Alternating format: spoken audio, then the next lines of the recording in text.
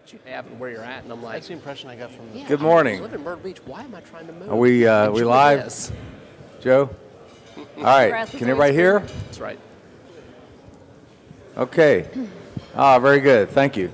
Good morning. I know others are coming in right now from getting something to eat, so please come on in the door. We're going to get started in just a second. And I think we've got, okay, I think we're ready to go. So thank you. Thank you for coming. I hope you had a productive show. Hope you found some new friends and made some contacts and got some business done.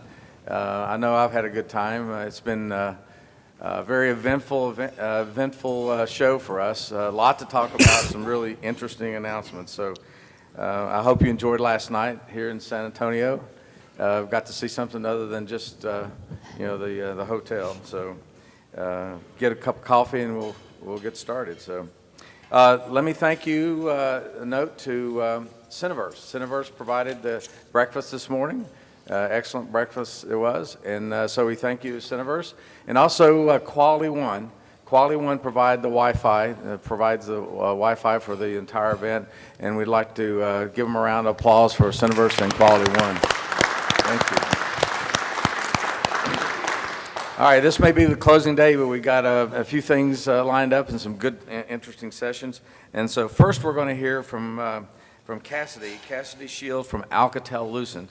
And he's Vice President of Marketing for Platforms Business Division. This morning he will be speaking about how do you make your LTE investment pay off. And some of the new services he'll be discussing will be VoLTE, I think we all like to hear about that, and WebRTC, as well as innovative pricing strategies. And the insights he'll be sharing with us are based on real scenarios drawn from success stories from around the world. So I'm very interested in hearing from Cassidy. Please welcome Cassidy to the stage. how to make money. Thank you. Thank you.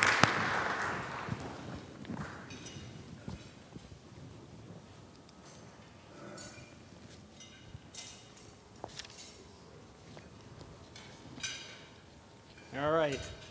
Thanks for having me. I spent the early part of this week in Ottawa, where no one told the Canadians that winter's over. So I'm very happy to be in San Antonio. What I'm going to do, I will talk about a few of the topics that we discussed, but I'm also going to try to give a little bit different flavor to the story.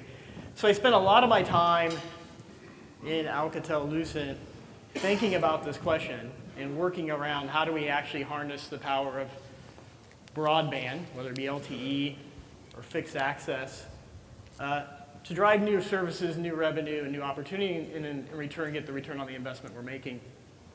This usually manifests itself into a variety of things.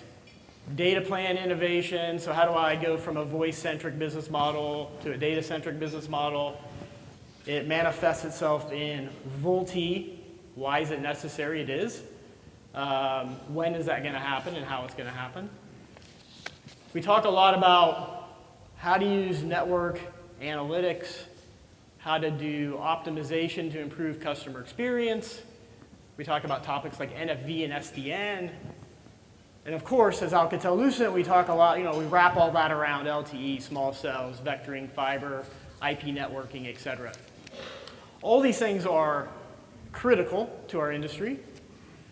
But I also think these are things that we've probably talked a lot about over the last few days. And if it wasn't over the last few days, you've had, I'm sure, vendors and consultants like me coming in over the last 12 months and pitching a variety of different activities and processes and so forth. So let me make an attempt to talk about something I think doesn't get talked about enough.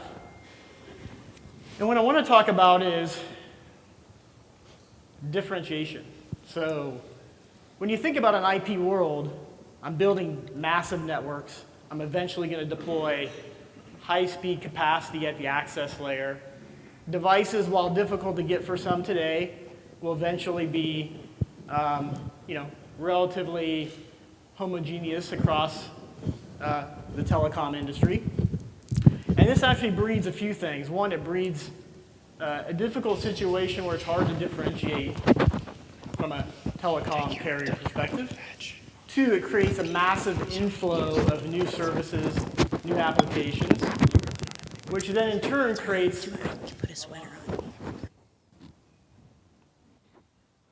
Did it go? Okay, perfect.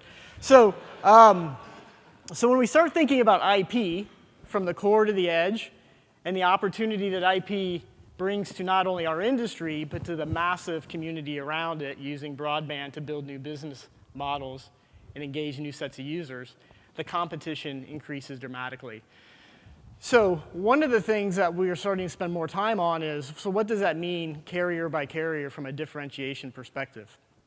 That there's not going to be one service that fits all going forward. And so what I like about this kind of modified quote from Sun Tzu is, avoid strength, attack weakness, and do what's not expected. So I'm going to talk a little bit about that. I'll provide kind of my framework and theory, but first, let's talk about a few examples. I think one of these examples you'll know very well, and maybe the other two you don't know as well. So let's start with T-Mobile and the Un-carrier. When Verizon and AT&T started launching shared data plans, I have to say it was a brilliant strategy.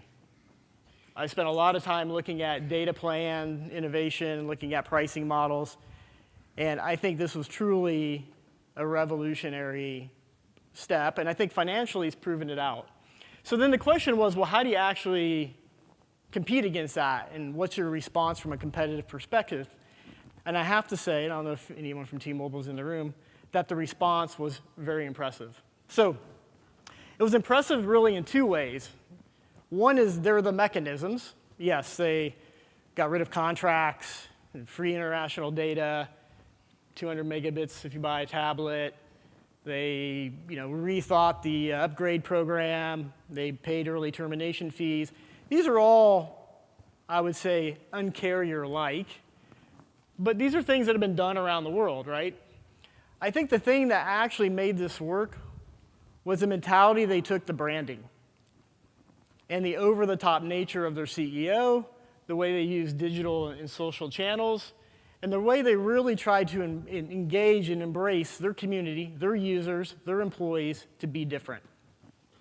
And so you ask yourself, and this is something you don't see in telecom, right? We all kind of look and feel the same for the most part. And they really strive to not be the same. And I think the way they've done it early on is quite impressive and quite unusual in our industry. They're trying to be unique. And I think what you've seen in the numbers is that it's starting to pay off. Net ads are up. If you look from a branding perspective, customer satisfaction is up. Willingness to consider T-Mobile is up. So metrics across the board are moving in the right direction. So again, this is one area where, yes, they did some things differently from a contractual perspective, but they also took a big risk from a branding perspective. The second one I want to talk about, and maybe you don't know much about this one, is Telefonica. So I've spent some time in Spain. I've worked with Telefonica, and so I continue to follow them. And obviously, they're a very large carrier. So in the Spanish market, what they did is they did something called a quad play. They took things they had on the fixed broadband business, and they bundled that in with what they're doing on wireless. And you say, okay, well, that's just a bundling strategy. Great, we all do that today. Our industry kind of grew up around that. But the reasons why I think are interesting. So even as the #1 mobile operator in Spain, the #1 DSL or fiber operator in Spain, they were struggling. So if you know like the regulatory market in Europe and the competitive situation, it's very competitive. So people were chipping away at mobile, chipping away at broadband. So not only were they losing subs in mobile, they actually were late on LTE. And they kind of misjudged that market, and their competition was much more aggressive than they were. What they did is they looked at this and they said, but we have a dominant position in fixed broadband. Further fiber penetration, we have TV service, we have broadband wider and further out there than our mobile counterparts. So they actually bundled this all together, and they made a really vocal campaign around it. And they pushed it aggressively. And so what happened was broadband subs went up. Mobile decline reversed. And more importantly, from a competitive perspective, those mobile operators who were in the lead now had to take a step back and rethink their investment in fixed access. And now what you see in Spain is you actually see the competition now trying to catch up with Telefonica, when Telefonica was actually behind. And so they're one of the shrewdest groups I've ever worked with. And this is, while quad play is the example, the thought process that they went through to differentiate and be unique and play to their strengths is really the lesson to be learned here. And then the last one, which is really, I think, super cool. I don't know if how it'll play out in the market, but China Mobile in Hong Kong, for LTE, for certain customers, they actually created a data exchange. So all those unused megabytes at the end of the month, I can actually sell them to somebody else. And so they set up an exchange. So I can go in and set my price, and somebody else can come in and buy it. And so they really are starting to get people to think differently about what mobile data means. Because that's the problem you have in postpaid, right, is I either use too little or use too much, and I'm dissatisfied either way. And so they actually created a market around that. And it's just getting off the ground. The other thing I like about this is that it actually helps put a monetary value in the minds of the consumer around mobile data. It actually starts treating it more like a currency, which I think has far-reaching ramifications if this thing actually takes off, specifically around things like sponsored data and so forth. So they're early in the process. This thing could bomb, who knows? But I like the innovation around it, and I think the way they went about it, the fact that they did this in Hong Kong is not a mistake, right? So big company, China's big, they focus this on Hong Kong. They didn't go to Qingdao, Hong Kong. And they really looked at the local market and said, is this something that we can do within this market? So this will be an interesting one to watch. So what does all this mean for the folks in this room? And I understand that we're talking a wide range of operators from big to small and rural to urban and mobile to fixed. But there's a few things here when I take a step back and I think, how do I apply this to this community?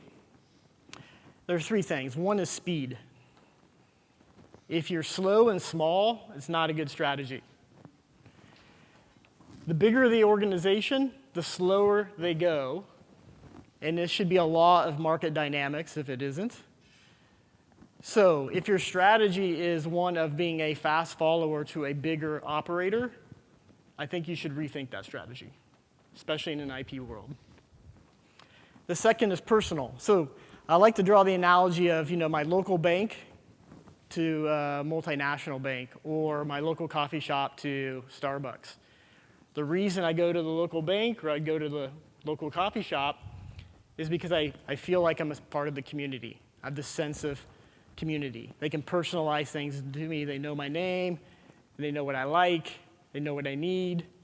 And I think about that when I think about this room is that's a nice analogy to think about how we should know our customers better than a multinational, better than a Fortune 500.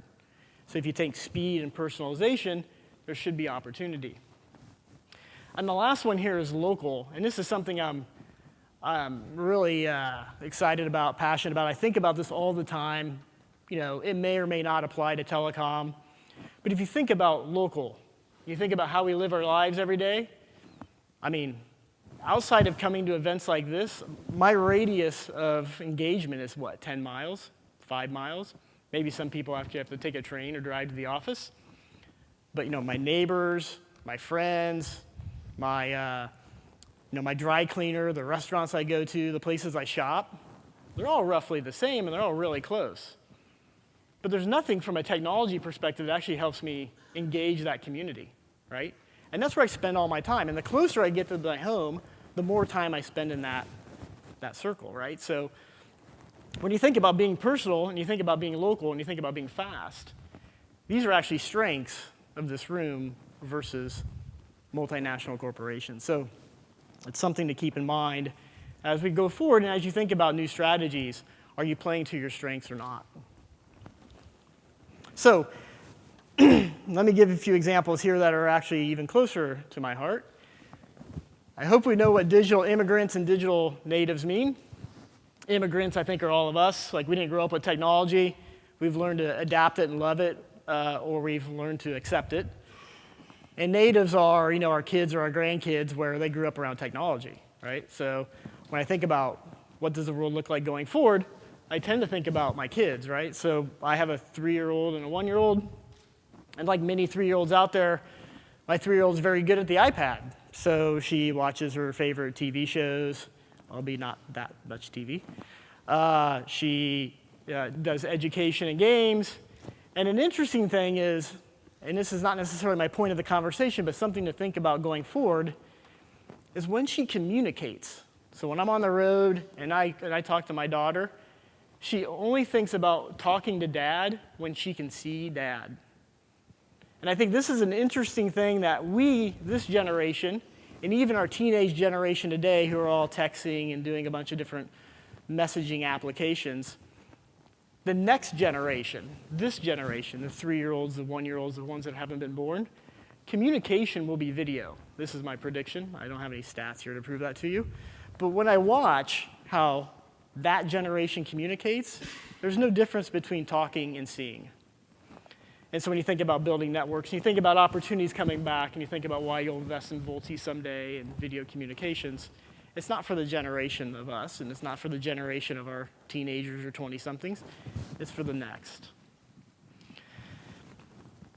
So one of the things that keeps me up at night around this family situation is I see a world where I can control the digital experience of my kids, that I can shut down technology when it's time to go to bed, when it's time to do homework.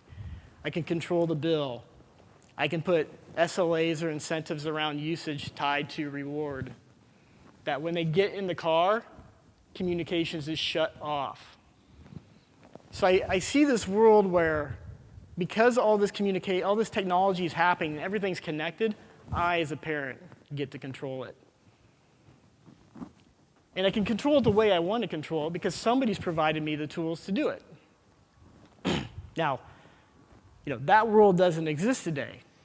Some people will say, oh, there's certain applications out there, or you can do this through your home router, but you need a PhD in networking to actually be able to set up your home network in order to do this type of thing. Some people say, oh, but over-the-tops will do that, Facebook and Google and Apple, but what's their incentive, right? The ones providing the connectivity have the right to play here. So let me give you an example of a company that I think is taking a step that way that I think is pretty cool, and that's TDS. They're one of you. I don't know if they're in the room.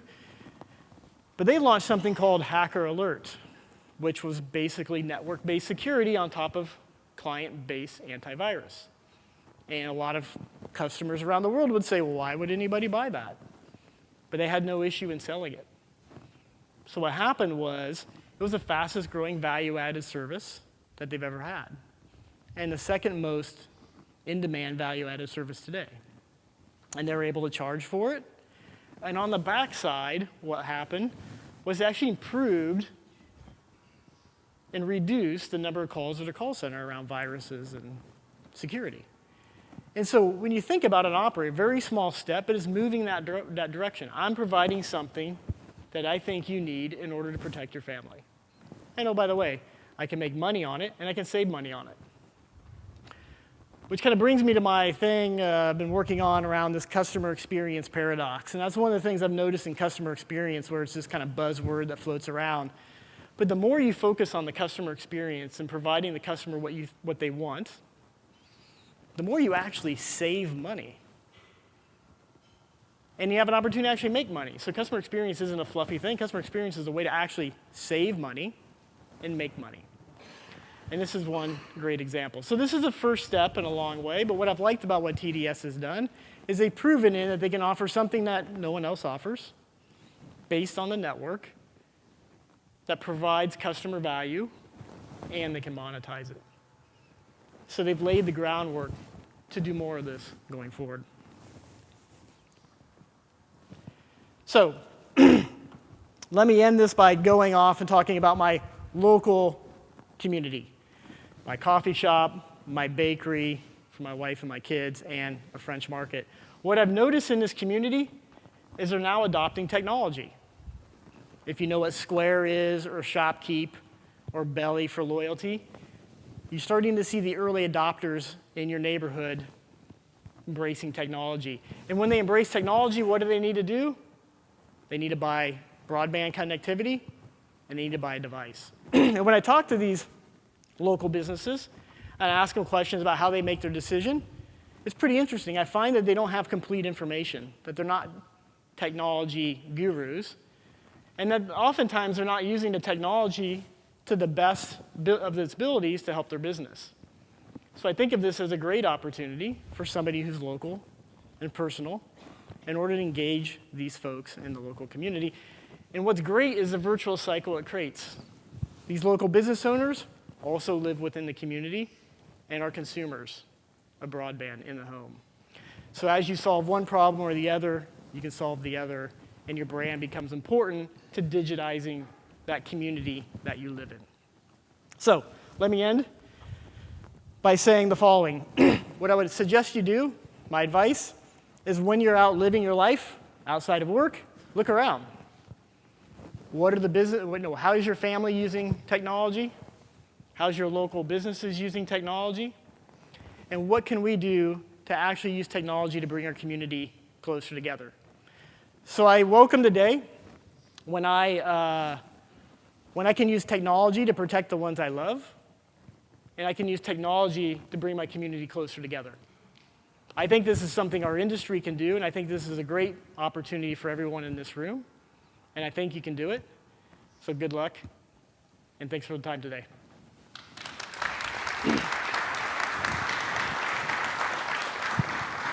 Thank you. Thank you. All right. Thank you, Cassidy. I appreciate it very much. Interesting ideas and concepts, and I really enjoy the actual examples. We're going to move on to our next session. Right now, I also want to invite the audience that's watching by webcast to and acknowledge them, because we've been live streamed from our broadcast partner, RCR, since we began, and I forgot to thank you for joining by a webcast. So we had a really good interface with our webcast yesterday. A lot of hits, a lot of people outside the room was, they were hitting the activities, and it was great to see. So thank you for joining us again. Okay, let me go next to the Roundtable CEO panel. We're going to have to work on the stage. Are we going to do the stage modification right now while I go through this? Okay? Okay, they're coming. They're running just a little late.